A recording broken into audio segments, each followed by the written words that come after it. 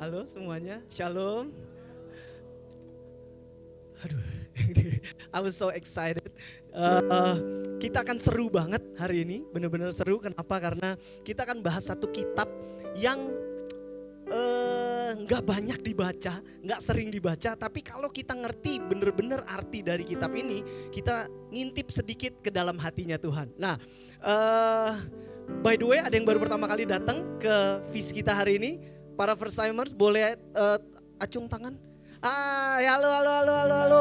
Boleh kita kasih teman-teman di sekitarnya, boleh samperin, boleh shake hand, boleh give a hug sama mereka.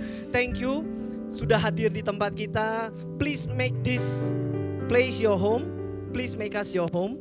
Seneng banget. Buat aku mau nyapa teman-teman yang di online. Kameranya kemana ya?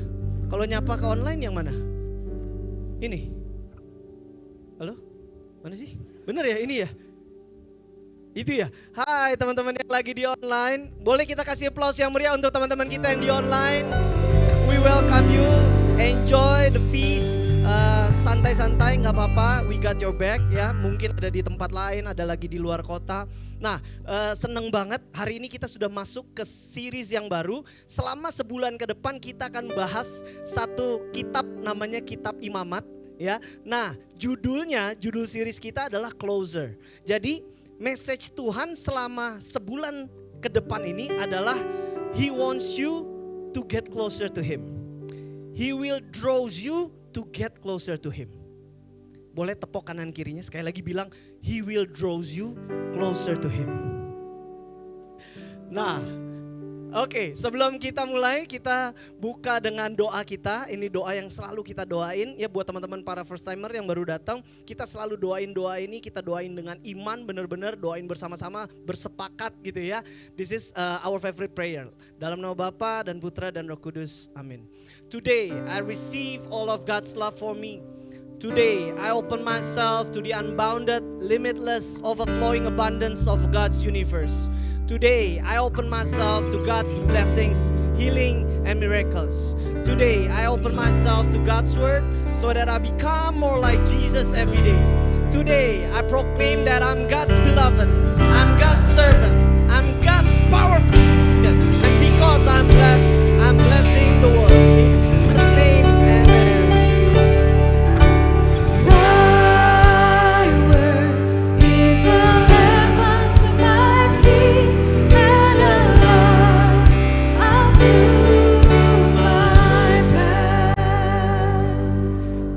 Ayat kita hari ini diambil dari Imamat 26.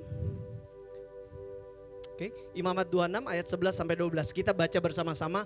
I will live among you and I will not despise you. Ini adalah Allah lagi ngomong sama bangsa Israel. Sekali lagi, I will live among you, I will not despise you, I will walk among you, I will be your God and you will be my people. Kalau kita ngomongin ayat ini tuh ngomongin tentang closeness, tentang betapa Tuhan itu dia tuh pengen hadir di antara kita. Dia pengen hidup di tengah kita, dia akan berjalan di antara kita. Nah, by the way, ngomong-ngomong tentang closeness, minggu lalu kita baru retreat leaders ya, para leaders di Feast Jakarta kita retreat leaders. Nah, pulang dari retreat leaders itu ada satu couples ini pacaran ya, namanya Ani sama Ocep, kita panggilnya Ocep. Masih ada nggak orangnya di sini? Ada ya tuh Ocep ya. Mana Ani Cep ya.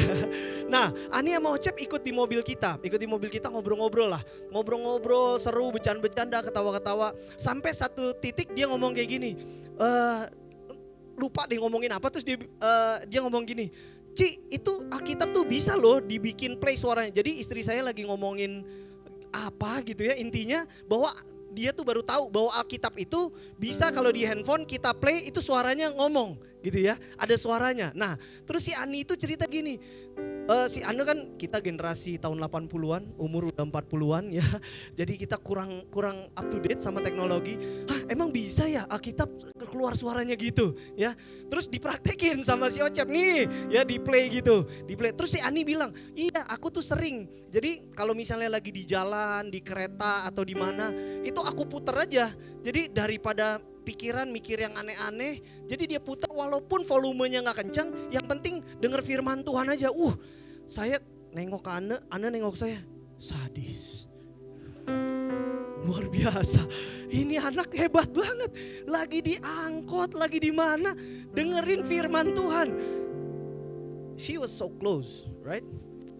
Dia deket banget sama Tuhan sampai di hari-harinya dia. Daripada dia mikirin yang aneh-aneh, dia bilang dengerin aja firman Tuhan walaupun gak full suara, yang penting masuk aja pokoknya suara Tuhan. Ya, nah aku percaya teman-teman, setiap dari kita mungkin berbeda closeness-nya, betul gak? Setiap dari kita punya season-nya masing-masing. Ada yang kayak Ani gitu ya, jadi tight banget. Ani itu aku rasa kalau dia lagi mau makan gitu ya di McD, dia tanya dulu sama Tuhan, Tuhan nih paha atas apa paha bawah nih ya. Very tight ya. Tapi mungkin ada di antara kita yang datang ke sini kayaknya jauh banget dari Tuhan. Saya ingat 2013, saya datang ke FIS Jakarta pertama kali 2013. Hari itu saya benar-benar merasa udah jauh banget dari Tuhan. Jadi saya kurang lebih 7-8 tahun pelayanan sebelumnya, pelayanan di anak-anak SMA. Terus setelah kita pelayanan lulus kuliah, saya ketemu sama pembina saya, terus saya bilang, Jo, kayaknya udah saatnya gue gak pelayanan lagi. Udah saatnya gue mikirin nyari duit, settle bisnis, kejar karir. Jadi saya secara sadar make a choice menjauh dari Tuhan. Kalau saya ingat-ingat sekarang, gila banget. Kok bisa-bisanya saya dengan secara sadar bilang bahwa gue gak mau mikirin Tuhan dulu, gue mau nyari duit, gue pengen build bisnis. Dan benar, selama 5 tahun itu saya tiap hari yang dikerjain adalah mikirin uang, mikirin gimana build bisnis, gimana kejar karir yang bagus. Didn't pray, didn't read Bible, didn't even go to the mass, tidak ke misa. Setelah 5 tahun, tiba-tiba satu hari ada rasa kering, ada rasa kayaknya gak bener deh hidup kayak gini. Kok gimana ya, ada sesuatu yang kurang, ada sesuatu yang kosong. Terus ada satu teman saya ngajakin datang ke FIS. 2013 saya datang pertama kali ke FIS. Saya ingat banget waktu datang itu di Geraha Niaga Tamrin ya. Datang telat. Namanya juga orang udah 5 tahun ya, jauh dari Tuhan. Datang telat. Dulu FIS itu kalau telat pintunya, jadi kalau pas lagi baru mulai atau lagi komuni itu ditutup, gak bisa masuk. Jadi saya datang jeglek-jeglek gitu kan, gak bisa. Terus kata asyirnya, belum dibuka kok, nanti tunggu kelar komuni, tunggu kelar udah mau misa baru oh yaudah. Entah gimana, by the grace of God, saya terus nunggu. Ya kurang lebih 10 menit berdiri di situ nunggu. Kalau saya pikir-pikir, mungkin harusnya orang kayak saya tuh gak sabaran, pasti pulang gitu ya. Tapi hari itu Tuhan tangkap loh. Tuhan tangkap, nungguin 10 menit sampai pintu dibuka. Begitu pintu dibuka, masuk present worship lagi mulai. Saya ingat banget waktu itu Angela Julie lagi nyanyi. Begitu duduk, ada 2 hal yang saya perhatiin. Pertama, ini kok gue kayak denger kaset ya. Ada yang merasa begitu gak? Boleh kita kasih applause yang meriah untuk worship ministry kita. This is one of the best worship ministry. Ya, saya waktu datang pertama gak ada fales, gak ada main, gak ada yang salah. Pokoknya saya nih musician, jadi sering banget waktu present worship itu dengerin nih ada yang salah gak nih, ada yang fales gak gitu. Gak, bener-bener kayak dengerin kaset gitu ya. Ini keren banget. And then Ella nyanyi. Waktu dia nyanyi, lagi di tengah nyanyi, nangis. Tiba-tiba dia lagi sembari nyanyi nangis. Saya lihat dia nangis. Entah kenapa nangis. Enggak, tapi hari itu saya lihat bahwa worship team kita, worship ministry kita, mereka tuh gak lagi perform loh di atas ini. Mereka nggak lagi perform, mereka lagi memuji, lagi menyembah Tuhan. They even cry. Lagi kita tuh nebeng aja di sesinya mereka lagi muji menyembah Tuhan, kita nebeng aja. Hari itu saya pulang, para first timer ingat baik-baik tanggal ini. Ini adalah hari bersejarah untuk Anda. Sejak hari itu ya, minggu depannya datang lagi, minggu depannya datang lagi, minggu depannya datang lagi. Tuhan tangkap saya benar-benar, dan sampai hari ini puji Tuhan, Tuhan masih pelihara saya, Tuhan masih pakai saya, Tuhan masih terus kasih kesempatan untuk kita melayani. Saya percaya kalau hari ini ada teman-teman yang merasa kayaknya gak lagi deket, gak kayak Ani, nanya beli ayam aja nanya Pak Hatta sama Pak Bawa sama Tuhan. Mungkin lagi merasa jauh, lagi merasa kering. But that's okay. That's okay. Karena hari ini kita akan belajar about going back to the garden. Nah, nanti kita akan bahas lebih jauh ya. Sebelumnya mari kita berdoa. Tuhan Yesus, terima kasih atas berkat-Mu. Terima kasih kalau Tuhan kumpulkan kami di sini. Kami percaya bahwa hari ini bukan sebuah kebetulan, Tuhan. Kami tahu kalau kami duduk di sini, kami hadir di sini, Tuhan sendiri yang undang kami. Engkau yang tangkap kami, Tuhan. Kami mau buka mata hati dan pikiran kami supaya hati-Mu, supaya firman-Mu sungguh-sungguh masuk di dalam hati kami, Tuhan. Terima kasih Tuhan Yesus. Amin.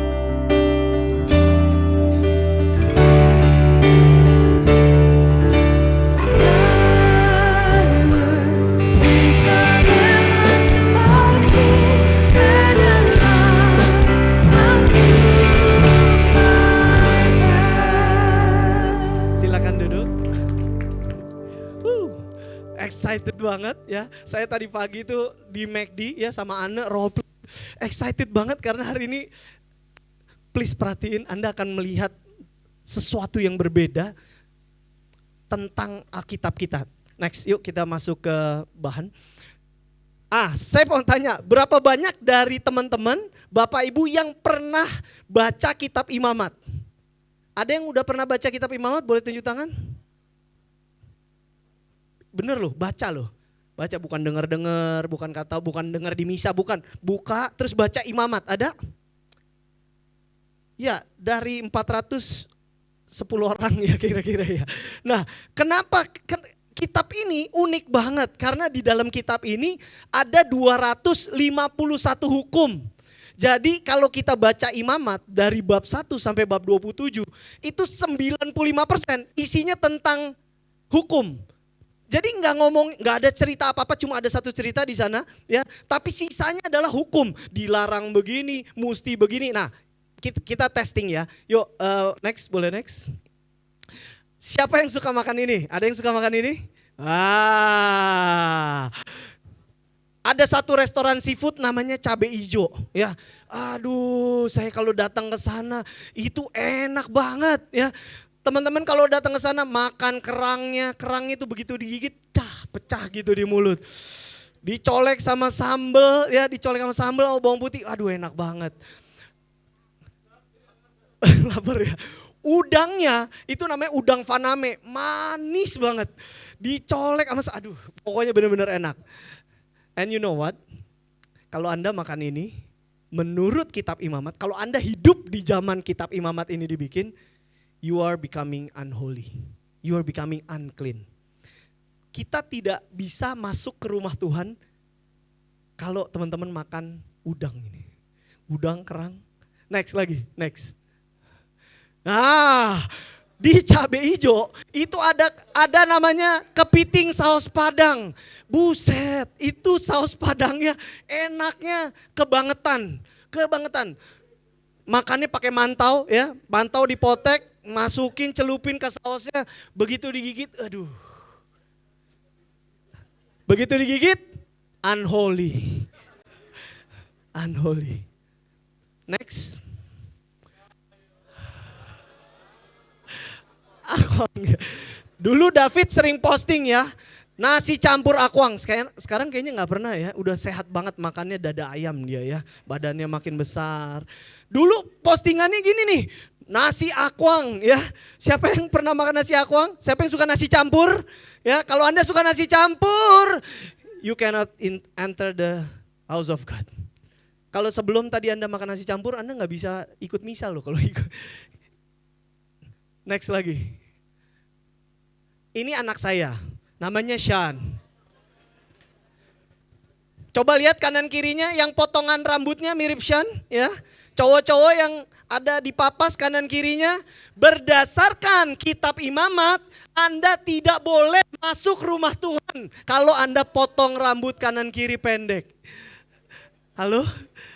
That's crazy. Ya. Ini yang lebih dahsyat, ya, yang lebih dahsyat.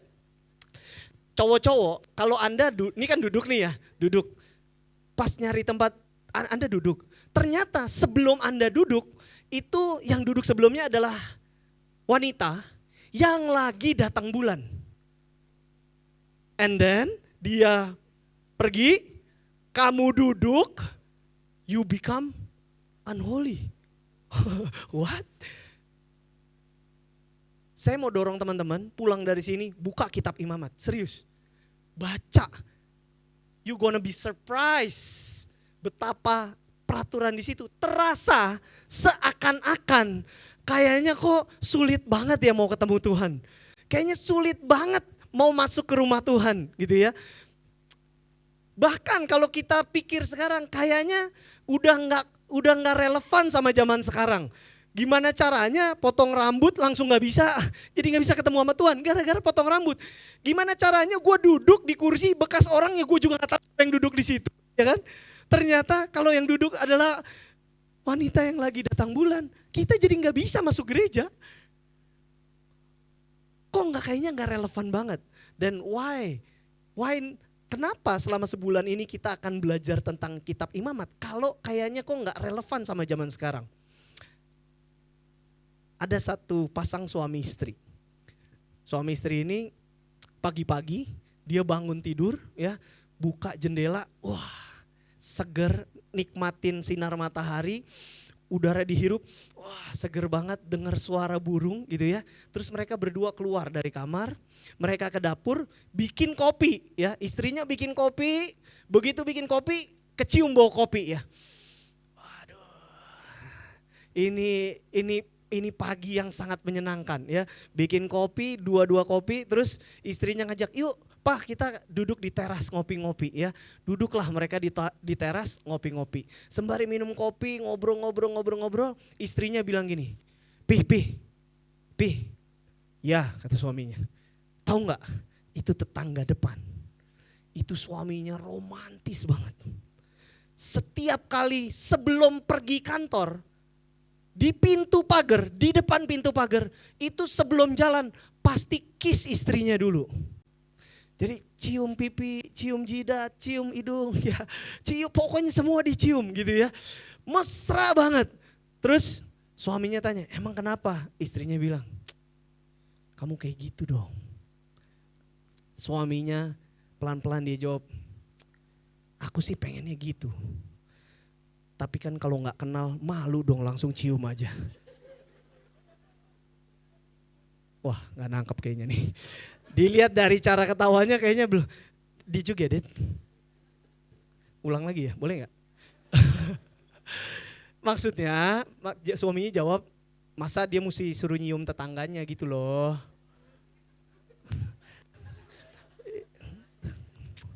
Memang gak gampang, melempar jokes tuh gak gampang ya. Ternyata David jago loh. Dia bisa setiap minggu lempar jokes, dry jokes, dan kuat menghadapi. Ya, tapi apa yang kita pelajari dari jokes itu?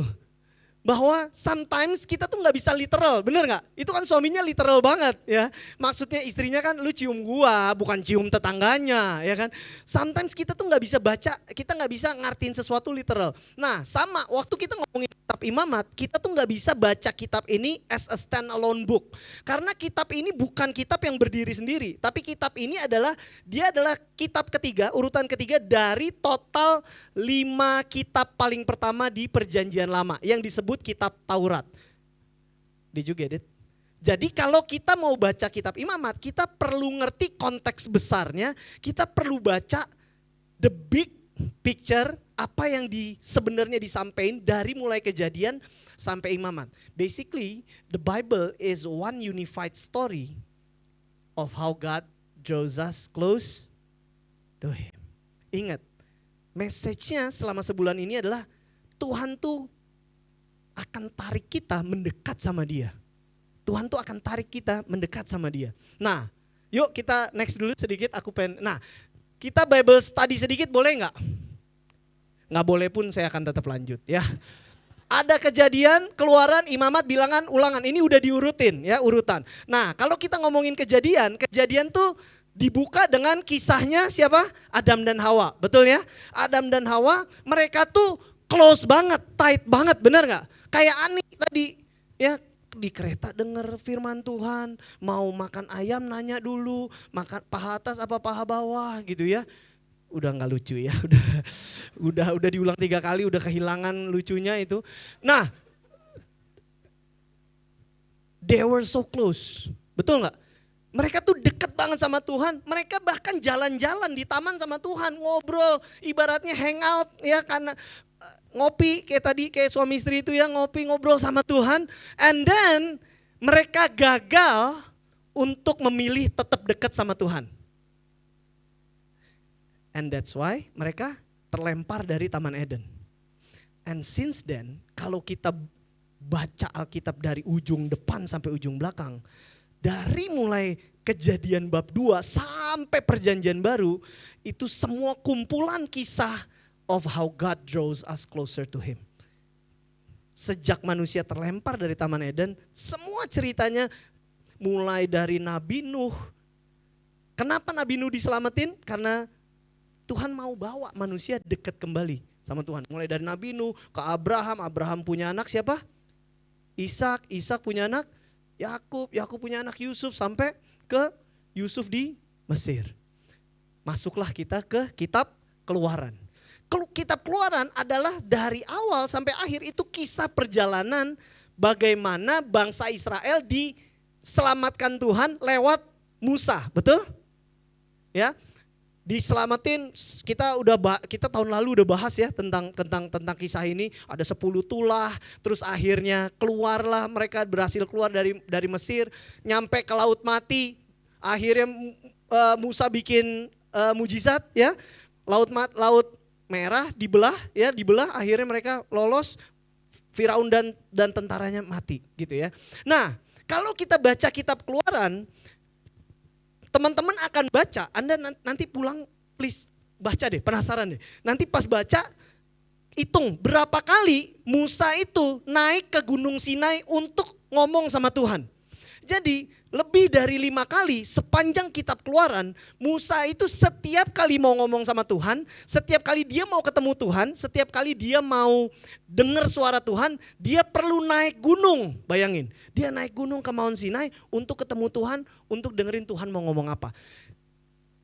Dari manusia deket banget di Taman Eden, sekarang manusia untuk bisa ketemu Tuhan perlu naik gunung. Sampai sini ngikutin gak? Lalu, terus kan mereka tuh mau jalan ke mana? Ke Tanah Kanaan. Waktu mereka mau jalan ke Tanah Kanaan, bolak-balik ya, kita tahu ya bangsa Israel di perjalanan yang ngeluh, betul? Mereka ngeluh, gak ada makanan nih, tahu gitu gue di Mesir aja daripada gue keluar. Gak ada minum waktu itu ya, gak ada minum, gak tahu jalan mau kemana. Ya tahu, pokoknya tahu gitu, gue mendingan di Mesir. Ya walaupun menderita tapi masih dapat makanan. Ya, jadi makanya Tuhan bilang bangsa Israel adalah bangsa yang tegar tengkuk, betul? Dan yang paling parah adalah waktu Musa naik ke Gunung Sinai 40 hari, habis itu apa yang dilakukan bangsa Israel ketika Musa lagi naik di Gunung Sinai? Ingat gak waktu dulu kita di sekolah minggu? Bikin patung lembu emas. Bayangin bangsa Israel bikin patung lembu emas terus menyembah patung lembu emas. Musa waktu turun marah, loh batu yang dia pegang yang 10 perintah Allah dibanting, pecah ya kan. Baru dia naik lagi ke Gunung Sinai, dia bilang, tapi waktu dia naik, waktu dia naik ke Gunung Sinai, dia tetap bilang sama Tuhan, Tuhan ini bangsa pilihanmu loh. Please tetap berkatin mereka, sertai mereka. Kalau kita baca di Keluaran itu, terus Tuhan bilang apa? Tuhan bilang, aku akan mengutus seseorang untuk mengiringi kamu. Jadi Tuhan bilang bahwa dia tidak akan mengiringi bangsa Israel karena kalau aku mengiringi kamu, kamu akan mati. Dia bilang, karena kamu tuh bangsa yang tegar tengkuk, kalau aku ada di antara kamu, kamu akan mati. Jadi dia akan mengutus seseorang untuk berjalan bersama bangsa Israel. Lalu Musa ngapain? Musa bilang, kalau lu gak mau, ini saya artiin dengan bahasa sekarang aja gitu. Kalau lu gak sertain kita, Musa bahkan bilangin, kalau kamu gak sertain kita, coret aja namaku dari kitab yang akan kamu tulis. Jadi dia tawar menawar sama Tuhan untuk ayo sertain kita. Tuhan bilang enggak, kalau gue sertain lu mati. Karena bisa ya. The holy of holies yang paling kudus tidak bisa bersatu dengan dosa. Dan kalau kita baca terus Keluaran, akhirnya di bab-bab akhir Tuhan bilang, oke, dia akan menyertai bangsa Israel. That's why Tuhan meminta Musa untuk bikin kemah perjanjian. Ikutin sampai di sini. Nah, kalau nanti baca Keluaran nanti itu kayak arsitek tuh. Tuhan suruh pakai kayunya ini, tingginya sekian, lu mesti begini. Jadi bikin kemah perjanjian. Nah, kitab Keluaran ditutup dengan perikop terakhirnya kayak gini. Yuk kita baca. Perikop terakhirnya, next. Ini adalah perikop terakhir dari kitab Keluaran. Moses could no longer enter the tabernacle. Ini jadi setelah dibikin dan lalu kemuliaan Tuhan turun, Tuhan stay di sana. Moses could no longer enter the tabernacle because the cloud has settled down over it and the glory of Lord filled the tabernacle. Ikutin gak sampai di sini?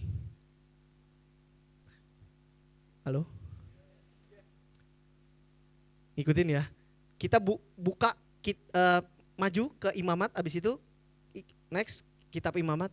The Lord, ini adalah ayat pertama dari bab pertama imamat. The Lord called to Moses from the tabernacle. Ini harusnya yang merah from-nya. From the tabernacle. Artinya apa? Artinya hari itu Musa itu di luar, betul? Jadi Tuhan memanggil Musa, Tuhan ada di dalam tabut perjanjian, Musa ada di luar. Dan abis ayat ini diterusin dengan segala peraturan yang perlu ditaati bangsa Israel kalau bangsa Israel mau masuk ke kemah perjanjian. Jadi isi dari imamat sampai bab 27 terakhir itu full peraturan. Nah, dan kabar gembiranya ternyata it works. Kalau kita baca abis imamat itu bilangan. Nah, kita baca bilangan. Bilangan 1 ayat 1. A year after Israel's departure from Egypt, the Lord spoke to Moses in the tabernacle in the wilderness of Sinai. Did you get it? Bahwa peraturan-peraturan, sometimes gini, kalau kita ngelihat, waktu kita, teman-teman baca ya, waktu di rumah baca, waktu Anda baca kitab imamat itu, kalau kita baca dengan hanya baca gitu aja, secara literal kita akan merasa bahwa kok kayaknya ketemu Tuhan ribet banget. Kok kayaknya mau bersatu sama Tuhan tuh ribet banget. Tapi justru kalau kita ngerti konteks berpikirnya, Tuhan itu sebelumnya kan di Mount Sinai. Orang itu kalau mau ketemu sama Tuhan dia mesti naik ke Mount Sinai. Bahkan mertuanya Musa itu bilang, lu jangan berani-berani lu naik ke Mount Sinai. Kalau lu naik, semua orang yang naik ke Gunung Sinai itu mati. Kenapa? Karena nggak bisa bersatu sama, nggak bisa menerima kemuliaan Tuhan gitu ya. Nah, Tuhan yang sama yang stay di Mount Sinai waktu Musa tawar-menawar akhirnya turun gunung dari Mount Sinai menyertai perjalanan bangsa Israel selama 40 tahun, diam di kemah perjanjian, dan dengan peraturan yang ditulis di Leviticus, di kitab imamat itu, justru Tuhan lagi mau bilang, justru Tuhan lagi mau draw us closer. By the law is the way. Ikutin gak? Jadi bukan Tuhan tuh bikin kita ribet, justru Tuhan tuh pengen kita bisa akses, bisa ketemu sama dia, makanya dia kasih tuh peraturan segitu banyak di dalam kitab imamat itu. Ngikutin gak? Kalau kita ngerti ini, kita melihat dengan kacamata iman yang benar, kita jadi tahu, wow, Ini bukan Tuhan yang ribet. Ini Tuhan lagi kasih akses, lagi kasih jalan supaya manusia bisa bertemu sama dia, bisa masuk ke kemah perjanjian, bisa masuk ke hadiratnya Tuhan.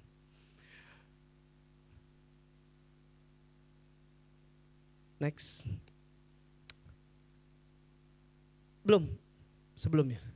Ada 2 lessons hari ini yang akan kita pelajari. Ya, ada 2 lessons. Tepuk kanan kirinya bilang, ada 2 lessons. Tenang. Cuma ada 2. Tepuk kanan kirinya bilang, abis ini kita makan nasi campur. Ada 2 lessons. Lessons yang pertama adalah law into love. Law into love. Saya mau, tadi Gary mana? Gary ada di sini ya. Teman-teman ini multimedia boleh kita akan menyaksikan sebuah eksperimen abad ini.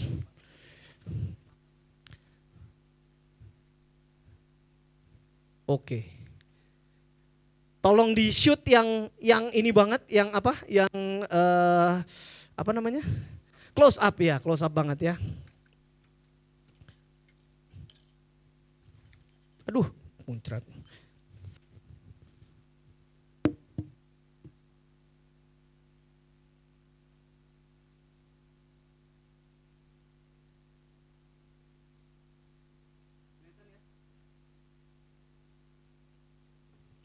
Kelihatan ya?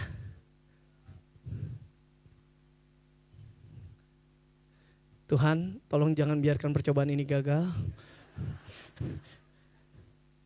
Siap? 1, 2, lihat yang ini, 3. Gagal. Harusnya. Tadi di rumah udah saya coba loh. Di rumah dicoba, harusnya waktu pas diginiin itu glitternya gitu. Next time pakai video aja ya. Iya benar guys. Oke. Thank you Ger. Mohon maaf. Harusnya tuh pas dicelup glitter gitu ya. Lagi mau gambarin bahwa kenapa sih, ya kan? Kenapa Tuhan menciptakan law itu? Karena itu sama kayak manusia tuh nggak bisa masuk gitu, nggak bisa ketemu dengan kemuliaannya Tuhan. Itu kan kotor tuh, glitternya itu kotor. Ya, aduh jadi diterangin ya. Jadi yang ini tuh bersih, air sabun. Nah begitu dicolok itu sabun, air yang bersih itu nggak bisa bersatu sama kotorannya. Bener loh, tadi Musia direkam tuh pas di rumah ya. That's okay. Sometimes hidup gak sesuai pesanan ya. Mari kita lanjutkan. Nah, law into love. Jadi basically sebenarnya cinta, sebenarnya hukum yang ada di dalam kitab Imamat itu it's God's love. Ini sebenarnya love story-nya Tuhan buat kita. Ada di kita next, kalau kita baca Imamat 16, itu ada satu hari Tuhan tuh bilang kayak gini, akan ada satu hari di set setahun sekali. Ya, namanya kalau sekarang itu Yom Kippur. Nanti teman-teman googling. Yom Kippur itu adalah hari bangsa Israel sampai hari ini setiap setahun sekali di hari itu adalah hari penebusan dosa seluruh bangsa Israel. Jadi setiap setahun sekali di hari itu Imam Agung itu Tuhan bilang, jadi khusus di hari itu kamu Imam Agung, jadi ada tata caranya tuh, ada 7 bab khusus isinya adalah tata cara korban sembahan. Jadi mempersembahkan binatang, mempersembahkan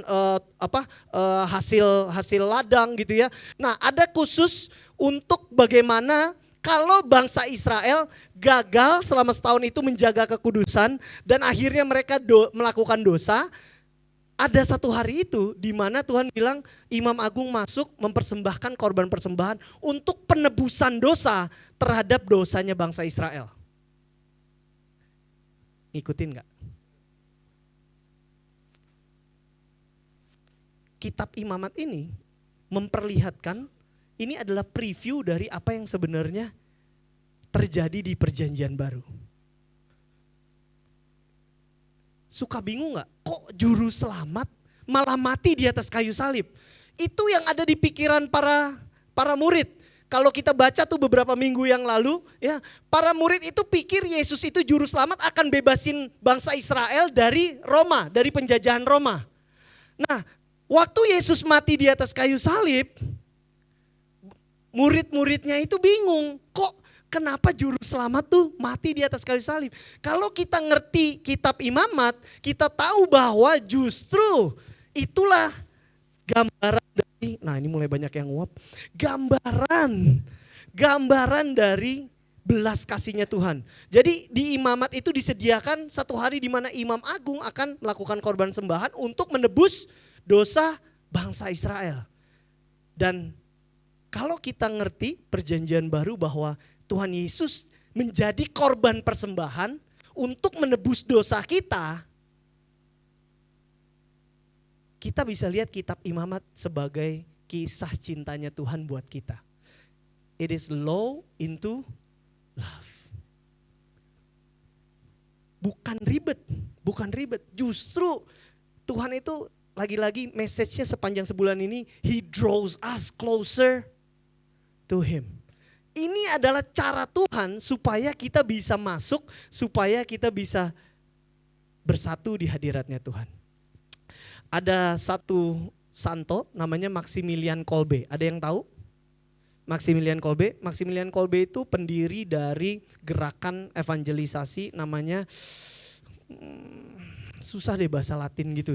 Immaculata pokoknya. Militia, tepuk tangan buat Yolanda.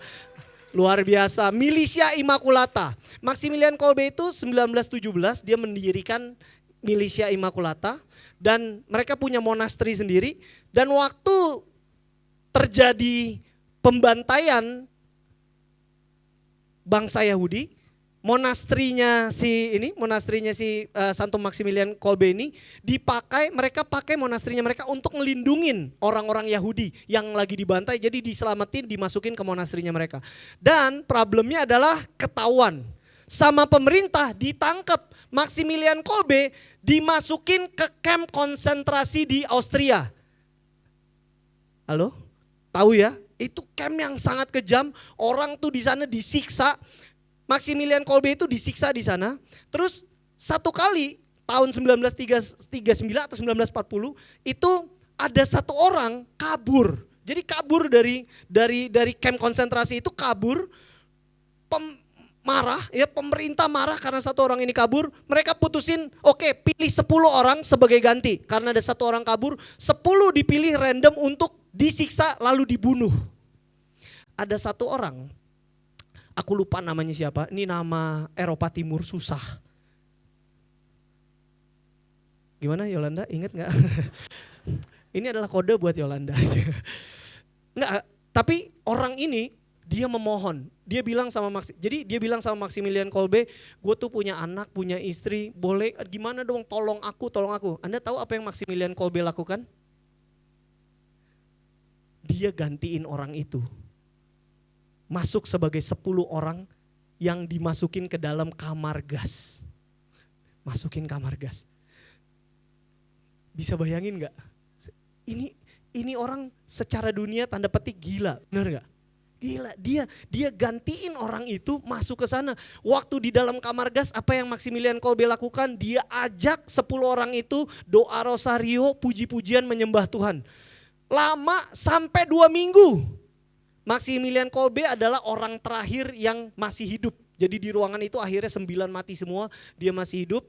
Ya, karena pemerintah gak sabar, gak mati-mati, dibunuh secara paksa. Jadi akhirnya dibunuh, meninggal, dan gereja Katolik menjadikan Maximilian Kolbe sebagai santo.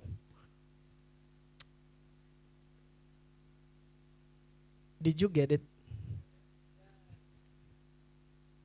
Maximilian Kolbe itu gambaran. Saya bayangin kalau saya jadi si orang yang diselamatin sama Maximilian Kolbe itu, seberapa bersyukurnya kita. Gak bisa balas, bener gak? Nggak bisa bales. Lu mau bayar pakai apapun lu nggak bisa bayar. The price, tadi Romo bilangnya, the price you can pay, you can't pay. Jadi itu harga yang nggak bisa dibayar gitu. Harga yang nggak bisa dibayar. Dan Tuhan Yesus itu membayar harga yang kita nggak bisa bayar. Law into love. Jadi kitab imamat itu lagi ngajarin, bukan lagi bikin peraturan sulit. Kitab imamat itu lagi kasih kesempatan. Dia bahkan sediain. Tuhan tahu bahwa bangsa Israel pasti gagal, benar gak? Orang gak ada makanan, gak ada minuman ngeluh, iya kan? Udah pasti gagal, makanya dia sediain satu hari namanya Yom Kippur. Di hari itu Imam Agung boleh masuk, persembahkan korban bakaran sebagai penebusan dosa satu bangsa. Sehingga bangsa itu kembali menjadi kudus. Setahun sekali, sampai hari ini kalau teman-teman googling masih ada. Yom Kippur 2023 hari apa, Yom Kippur 2024 hari apa. Tapi dari sejarah itu, dari kitab itu kita belajar bahwa Tuhan itu bukan lagi bikin kita susah. Tuhan itu justru lagi draw us closer to Him. By the law, dengan ritual, dengan law itu dia lagi tarik kita dekat sama Dia. Boleh tepok lagi kanan kirinya bilang, God draws us closer to Him.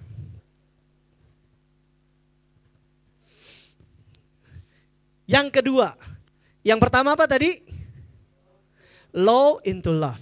Yang kedua, ritual into relationship. Apa yang kita belajar dari kitab imamat? Segala ritual tadi, it's actually cara Tuhan untuk membawa kita masuk ke dalam relationship. It's not a ritual.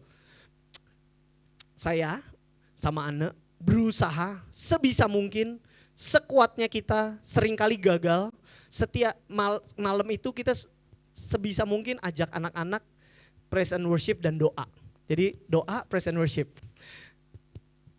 Andaikan saya rekam sesi praise and worship itu, teman-teman akan ngeliat ketika kita lagi praise and worship, anak saya yang paling kecil Sydney ya, jumpalitan, kita lagi. Tadi lagunya gimana?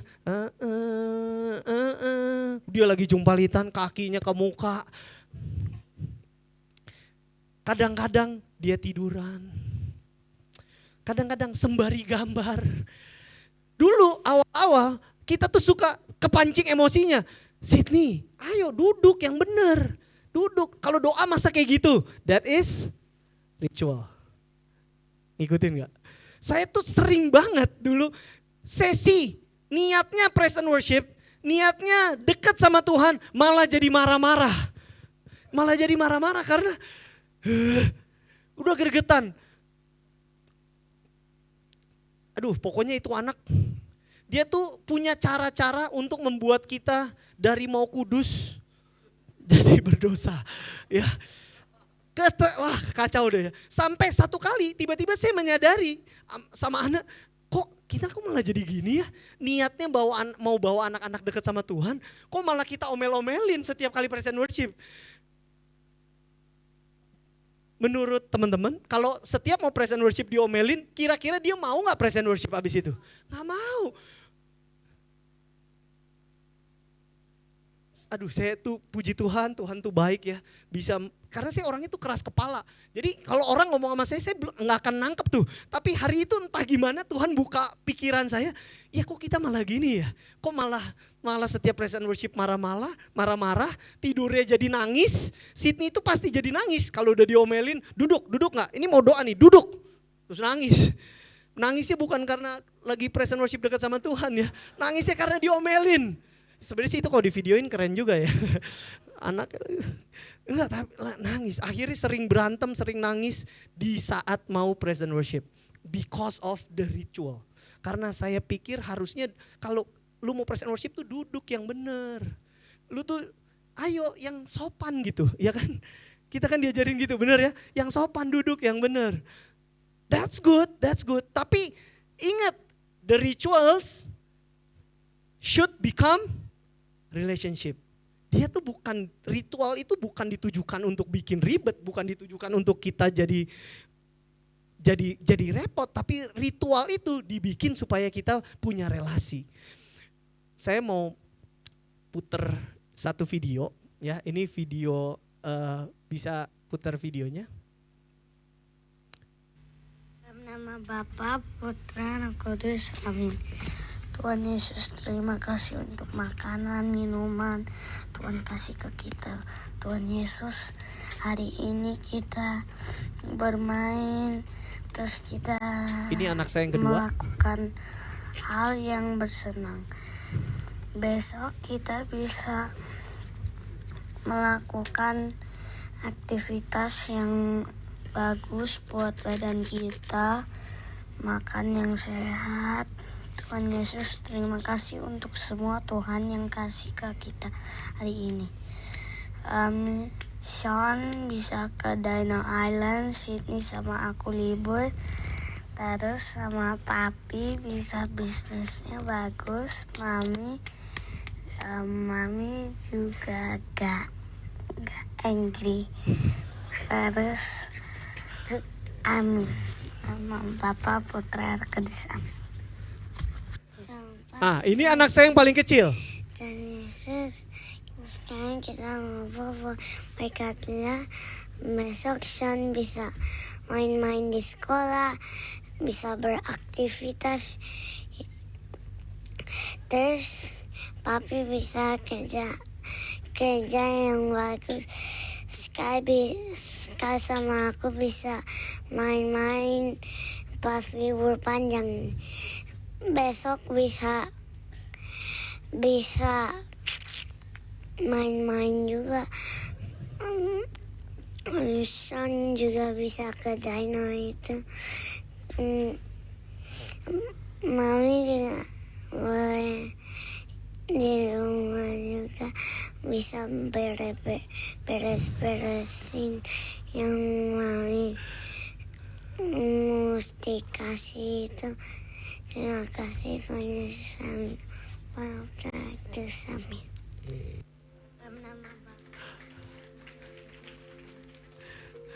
Saya waktu ini saya rekam ya, mereka lagi doa ya, saya diam-diam saya rekam ya. Secara ritual berantakan, secara ngomong berantakan, betul? Tapi hari itu waktu denger itu saya finally terbayar. Setiap sesi present worship yang penuh kekacauan itu, yang kaki bisa nyampe ke muka, yang kadang sembari gambar, kadang sembari tiduran, kadang sembari lompat dari ranjang lantai 2 ke lantai 1.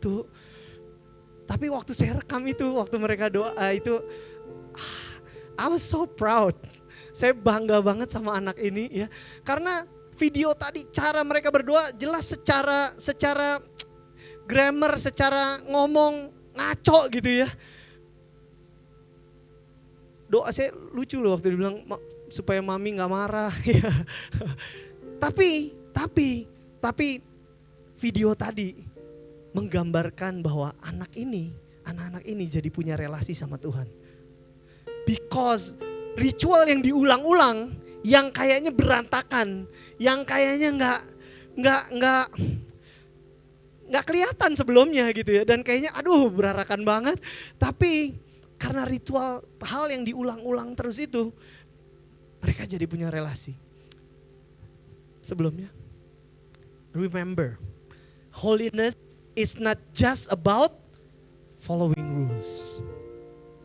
Holiness is not just about avoiding sin. But holiness is about being in constant communion with God. Oh my God. Wow. Kekudusan itu bukan cuma tentang jauhin dosa. Kekudusan itu bukan cuma tentang ngikutin aturan, berdoa dengan postur tubuh yang benar, duduk yang benar. Tapi kekudusan itu tentang bagaimana sehari-hari being a constant communion. Tight sama Tuhan. Next. Holiness is about an intimate relationship with God. Kitab Imamat itu mengajarkan bukan tentang hukum. Kitab Imamat itu bukan ngajarin ritual. Kitab Imamat ngajarin kita to have a intimate relationship. Dan finally, it will transform all of our lives aspect. Dengan kita intim sama Tuhan, then we become holy. Pelan-pelan, pelan-pelan. Kalau ada dari antara teman-teman yang datang ke sini, mungkin bergumul sama dosa. Mungkin ada keterikatan yang gue tuh udah pengen berhenti. Setiap kali buka Instagram, lihat cewek seksi, mikir jorok lagi. Gue tuh udah gak pengen nih punya hubungan yang gak bener nih sama orang ini. Tapi setiap kali ketemu, lagi-lagi jatuh dalam dosa. Remember, hari ini Tuhan lagi ngajarin kita. Holiness itu bukan cuma tentang avoiding sin. Yes, you should avoid sin. Yes, you should follow the rules. But kita manusia pasti gagal, bener gak? Pasti gagal. Kita gak bisa dengan kekuatan kita sendiri lepas dari dosa, lepas dari keterikatan. Pasti gagal. Yang bisa membuat kita berhasil adalah if you're being in a constant God. If you're being in a constant communion with God. If you have an intimate relationship with God. Dan pelan-pelan keterikatan itu, dosa itu mulai lepas. Saya udah pernah cerita sama teman-teman, saya ulang sekali lagi cerita ini. I was a porn addict. Saya itu dari SMP pertama udah terpapar sama pornografi. Since SMP, even sampai setelah married, berpuluh-puluh tahun, sepanjang saya sebelum married itu saya pelayanan, 10 tahun pelayanan. Setiap kali mau pelayanan hari Sabtu ngaku dosa, Tuhan ampun maaf kok gue jatuh ya. Pelayanan minggu depannya jatuh lagi. Jatuh terus sampai frustrasi, sampai bilang ini gua nih hipokrit apa? Ini kok bisa-bisanya gue pelayanan hari Sabtu, hari Minggu, di hari biasanya nonton pornografi, doing masturbation. Gagal, bahkan sampai setelah nikah. Berulang kali gagal. Kayaknya gak bisa deh. Kayaknya saya sampai di titik yang kalau gue jadi Tuhan bohwat dah sama nih orang. Bohwat ini nggak bisa diselamatin. Ini tegar tengkuk. Ya, ini kalau mau ngomong tegar tengkuk, nah kayak begini. Nih bilang minta ampun, jatuh lagi. Bilang minta ampun, jatuh lagi. Saya nggak tahu teman-teman hari ini apa yang mengikat teman-teman. Apa hubungan yang salah mungkin yang sedang dilakukan. Mungkin keterikatan dosa apa yang terus berulang kali dilakukan. Jatuh terus. But saya mau kasih kabar gembira. Bisa. Kalau kita intimate sama Tuhan, kalau kita bangun a constant communion with God, bisa. Hari ini saya sudah 4 tahun bebas dari pornografi, dari masturbasi. Teman-teman bisa, you can.